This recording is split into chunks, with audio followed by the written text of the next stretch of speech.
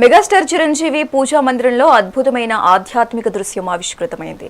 హనుమాన్ జయంతి సందర్భంగా చిరంజీవి తన ఎలవేల్పు ఆంజనేయ స్వామి విగ్రహాన్ని సూర్యకిరణాలు సప్తవర్ణాలుగా తాకుతున్న వీడియోను సోషల్ మీడియాలో పంచుకున్నారు. ప్రతి ఏటా డిసెంబర్, జనవరి మాసాల్లో ప్రకృతి సిద్ధంగా జరిగే ఈ అద్భుతాన్ని తన పూర్వజన్మ సుకృతంగా ఆయన అభివర్ణించారు. సాక్షాత్తు సూర్య భగవానుడే తన శిష్యుడైన హనుమంతుడిని అభిషేకిస్తున్నట్లుగా ఉన్న ఈ దృశ్యం చూసి మెగాభిమానులు, నెటిజన్లు భక్తి పార్వస్యంలో మునిగిపోతున్నారు. ప్రస్తుతం ఈ వీడియో నెట్టింటా వైరల్ అవుతోంది. ప్రసరించి మెరుస్తున్న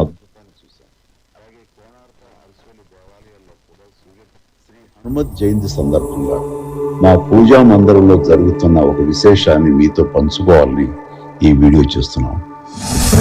ప్రతి సంవత్సరం డిసెంబరు, జనవరి, ఫిబ్రవరి నెలల్లో సూర్యకిరణాలు సప్తవర్ణాలుగా మారి మా పూజా మందిరంలో ఉన్న హనుమంతుడిని పైనుంచి కింది వరకు స్పృశిస్తూ ప్రసరించడం చూస్తుంటే ఆ దృశ్యం, ఆ అనుభూతి మాటలో చెప్పలేదు.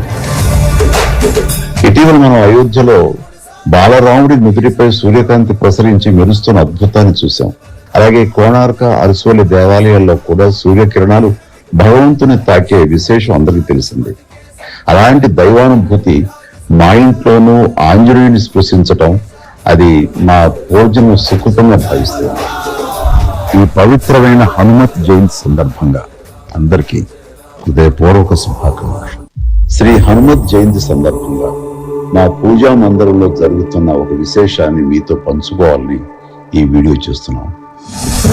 ప్రతి సంవత్సరం డిసెంబరు, జనవరి, ఫిబ్రవరి నెలల్లో సూర్యకిరణాలు సప్తవర్ణాలుగా మారి మా పూజా మందిరంలో ఉన్న హనుమంతుడిని పైనుంచి కింది వరకు స్పృశిస్తూ ప్రసరించడం చూస్తుంటే ఆ దృశ్యం, ఆ అనుభూతి మాటలో చెప్పలేదు.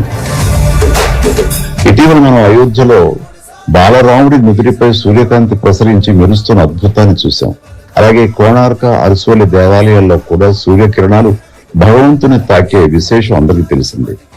అలాంటి దైవానుభూతి మా ఇంట్లోనూ ఆంజనేయుని స్పృశించటం, అది మా పూజను సుకృతంగా భావిస్తుంది.